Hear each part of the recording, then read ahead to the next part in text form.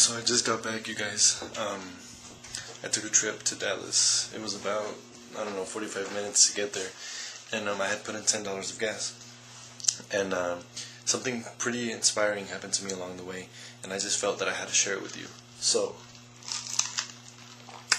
please sit down and listen to what I have to say, alright? So I'm going. Everything's going fine. I put in $10 of gas. And I'm there for a while. I drive around, and I guess it turns out that I didn't have as much gas as I thought I did.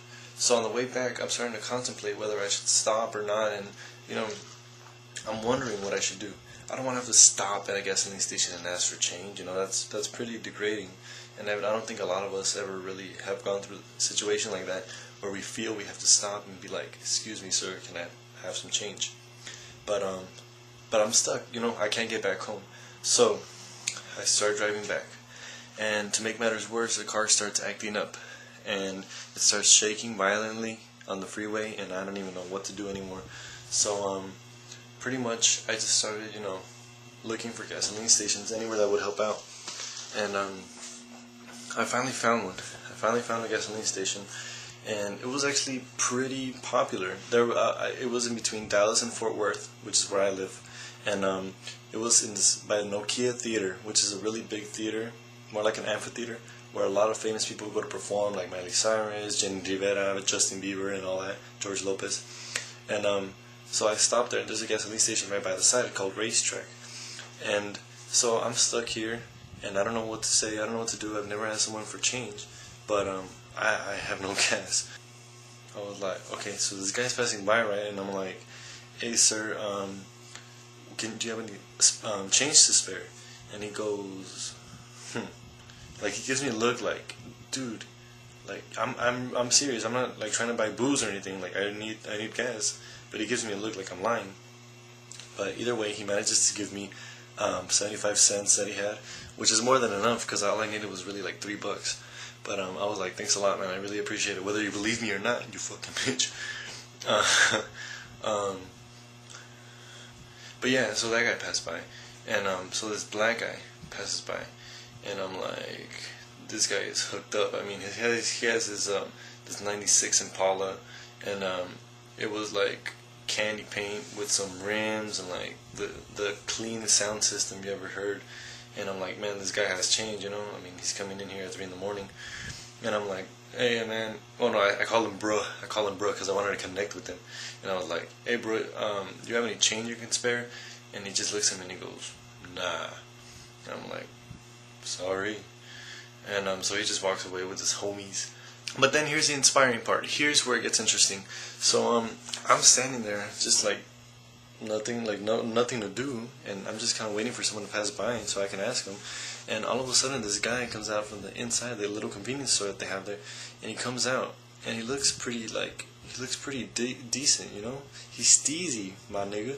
He has like a white V-neck. He has tattoos on his arms. He has like a cool looking haircut with like a hat on top, and then he has like growing, like it's growing, like a beard that's growing, but not like fully grown yet.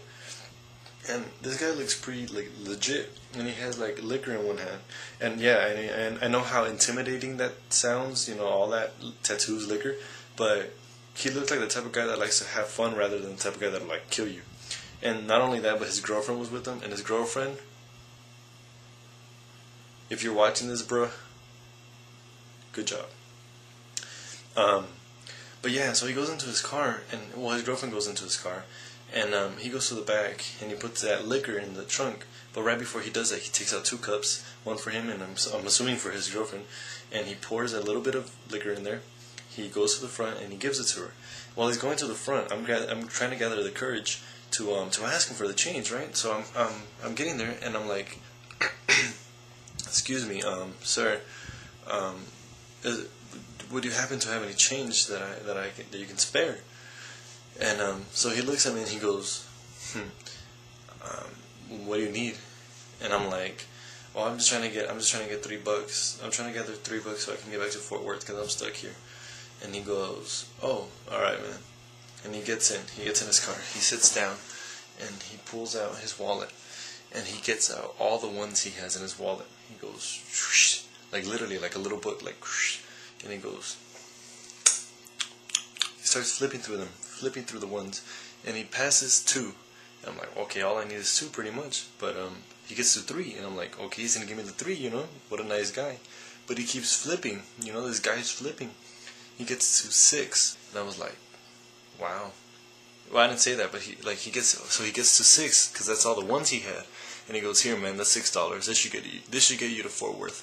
And I was like, wow. Like, I didn't know what to say. I don't know what to be like. Thanks a lot, man, or I don't know. Like, nothing came natural to me, so I just kind of blurted out. I said, thanks, man. I really appreciate it. And yeah, I stuttered like that, and I stuck out my hand like forcefully because I wanted to shake his hand, but it felt so forced, and I stuck it out. And he kind of gave me a weird look, but he's like, no problem, man. I'm glad you appreciate it. And he shook my hand with a firm grip. And I was like, this guy is who I want to be in a couple years. So he left. He did his thing. I got $5 to gas, and I got an extra $1.75 on this right here that you're seeing. This bad boy.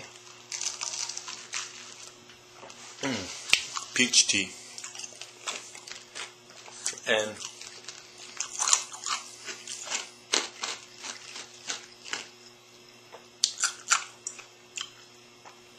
And well, as soon as I got home, which is right now, 4:37 a.m., I just came and immediately went to my camera, and I wanted to let you guys know this inspiring story. That man showed me what generosity can do to someone. I personally have never experienced anyone be so generous.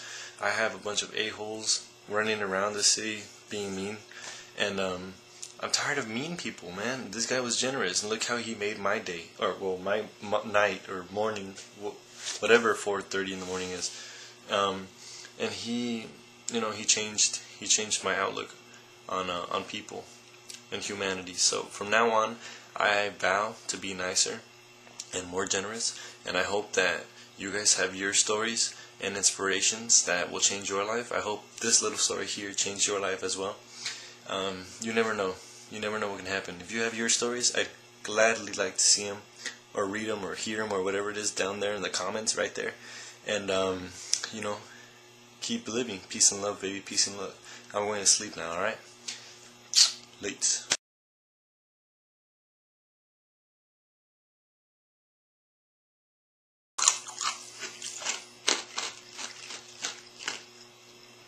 Peach tea.